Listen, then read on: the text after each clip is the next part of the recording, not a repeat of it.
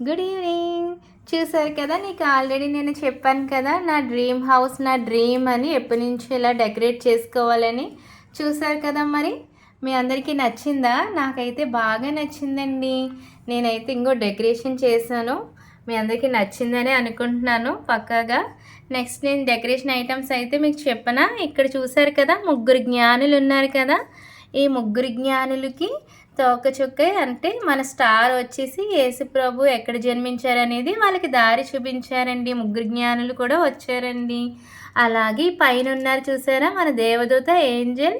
అలాగే ఈవిడ కూడా గొర్రెల కాపలికి యేసుప్రభు బెత్లెహేంలో జన్మించారని చూపించారండి. వీళ్ళు కూడా ఇక్కడికి దేవుని దగ్గరికి వీరందరూ వచ్చి యేసుప్రభు దగ్గరికి వచ్చి స్తుతిస్తున్నారండి. అలాగే ఇక్కడ ఉన్నవారు ఎవరో మరియమ్మ అండి. అలాగే ఇక్కడ ఉన్నవారు యేసోబు. అలాగే మన బెత్లెహేములో మన ప్రభువైన యేసుక్రీస్తు జన్మించారు. చూసారు కదా మీరు అందరూ. Happy Christmas all. Bye bye.